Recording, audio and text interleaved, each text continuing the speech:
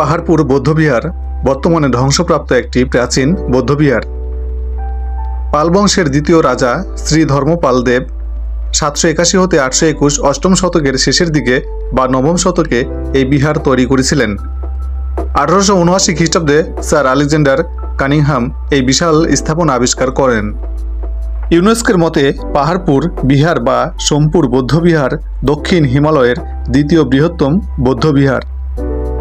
আয়তনে এর সাথে ভারতের নালন্দা মহাবিহারের তুলনা হতে পারে।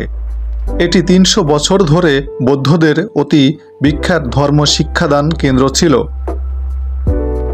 শুধু উপমহাদেশের বিভিন্ন স্থান থেকেই নয়, বরং চীন, তিব্বত, মায়ানমার, মালয়েশিয়া, ইন্দোনেশিয়া প্রভৃতি দেশের বৌদ্ধরা এখানে ধর্মজ্ঞান অর্জন করতে আসতেন।